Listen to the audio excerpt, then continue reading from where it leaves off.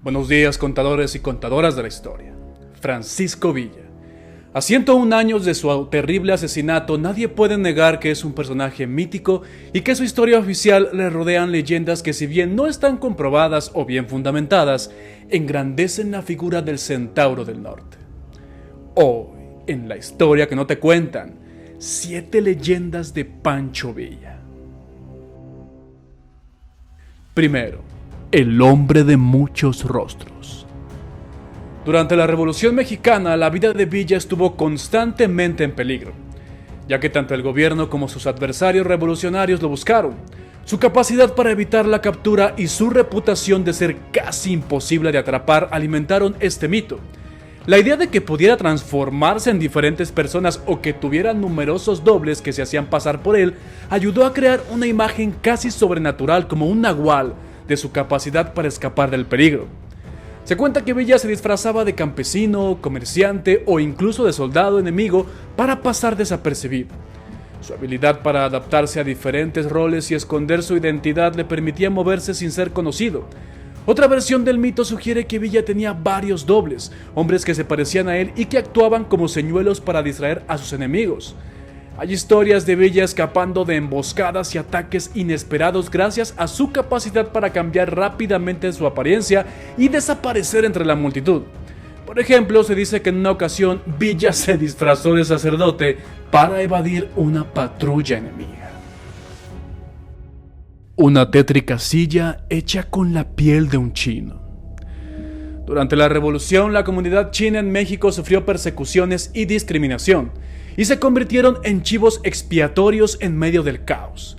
La imagen de Villa utilizando la piel de un chino para fabricar una silla se utilizó por sus detractores para ejemplificar la barbarie y el desprecio por la vida humana en ese tiempo.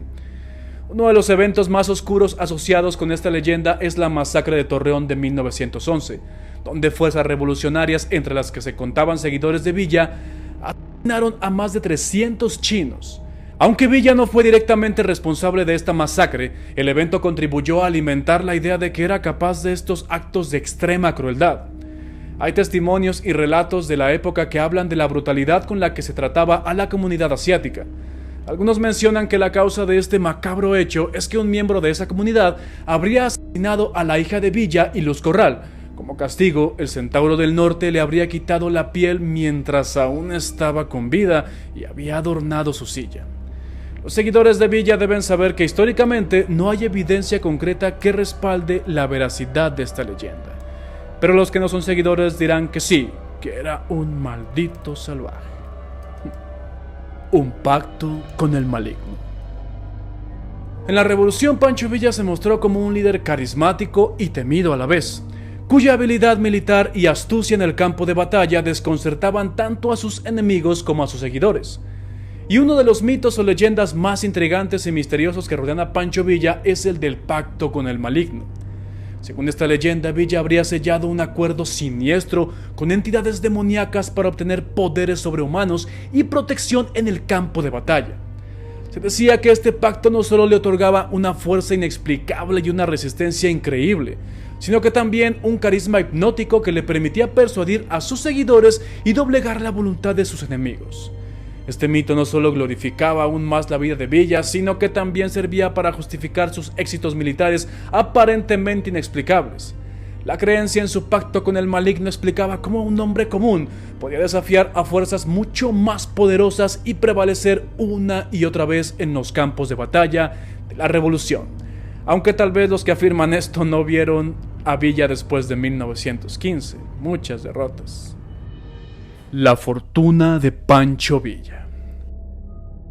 En la Revolución, Villa controló vastas áreas del norte de México y tenía acceso a considerables recursos financieros y materiales, producto de su control sobre tierras, propiedades y rutas estratégicas. Según la leyenda, Villa acumuló una gran fortuna a lo largo de su carrera como líder revolucionario. Se dice que durante sus campañas militares, especialmente cuando derrotó a las fuerzas de Porfirio Díaz y luego a las de Victoriano Huerta, Villa saqueó ciudades y confiscó riquezas de los enemigos derrotados. Además, se rumoreaba que Villa recibía apoyo financiero de simpatizantes internacionales y de negocios ilegales. A lo largo de los años, y numerosas expediciones y buscadores de tesoros han intentado descubrir los escondites secretos de Villa, en un intento por encontrar las riquezas perdidas del revolucionario. Sin embargo, ninguna de estas expediciones ha tenido éxito en encontrar pruebas contundentes o confirmar la existencia real de tales tesoros. ¿Habría sido este mito alimentado por el propio Villa para burlarse de todos los avariciosos que lo buscarían? Podría ser, ¿eh? Los 300 hijos de Pancho Villa. Fue en 1914 cuando el Centauro del Norte viajó a la Ciudad de México para entrevistarse con el caudillo del Sur, Zapata, otro de los personajes más icónicos de esta lucha, que Villa tomó la decisión de llevarse consigo a 300 huérfanos y sin hogar. Se cuenta que una noche Pancho Villa decidió caminar por las céntricas calles de la capital, acompañado de Juan N. Medina, quien entonces era coronel y años más tarde sería general de su ejército. Durante este recorrido por la Alameda Central, Villa notó la presencia de centenares de niños que vagaban libremente y otros más dormían en las banquetas, tratando de quitarse el frío tapándose con periódicos viejos y anuncios despegados de las paredes llenos de engrudo seco. Algunos de estos niños incluso abrazaban a los perros callejeros para tratar de tener un poco más de calor. Muchos de estos pequeños se soltaban a llorar pues no podían conciliar el sueño debido al hambre y al frío. Al verlos en condiciones tan deplorables, el general Villa se conmovió tanto que comenzó a llorar, pues recordó su infancia tan llena de carencias e injusticias. Una vez que pudo tranquilizarse, Villa le preguntó a su acompañante que por qué esos niños dormían en la calle y dormían en las banquetas. A lo que Medina respondió que eran huérfanos que no tenían hogar y que por el día se dedicaban a vender periódico, a asear calzado o pedir limosna, mientras que por las noches dormían donde podían. Antes de volver al norte del país, Villa dio una orden: cuenten a todos los niños huérfanos que puedan, me los voy a llevar a Chihuahua, porque no es posible que esos pequeños estén aquí a la deriva de nadie, porque yo amo a los niños y odio a los tiranos. Esos chiquillos los voy a adoptar. Van a ser mis hijos. ¿Cómo ves?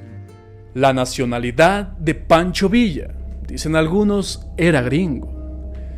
El origen de este mito puede estar relacionado con la falta de información precisa sobre los primeros años de Villa y la propagación de rumores y especulaciones durante y después de la Revolución Mexicana. Además, la cercanía de Villa con la frontera entre México y Estados Unidos, así como su habilidad para moverse a través de ella durante su vida como líder revolucionario, pudo haber contribuido a la confusión sobre su nacionalidad. Se describe a Villa como un güero tatemado, es decir, quemado por las inclemencias del sol, que en algún momento de su juventud habría cruzado la frontera para convertirse en cuatrero. Cabe señalar que no es la única nacionalidad que se le ha dado a Francisco Villa, pues también se ha dicho mucho que era colombiano.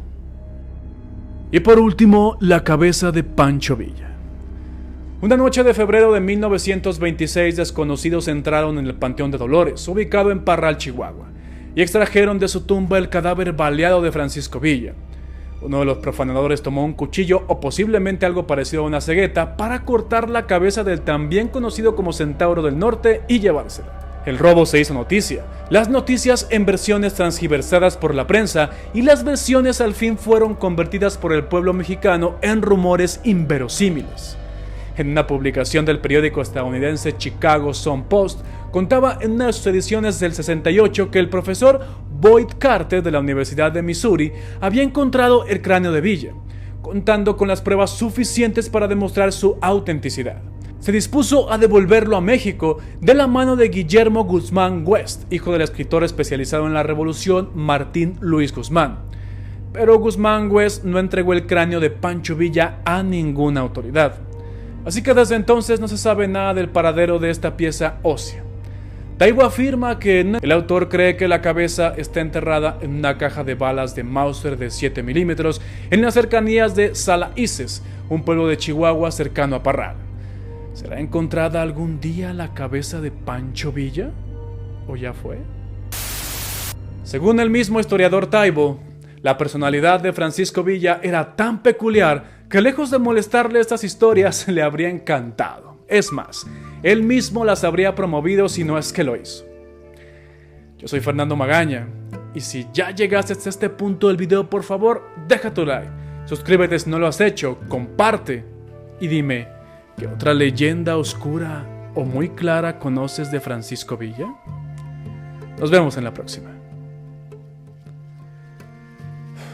Pinches morros, no se callan el hocico.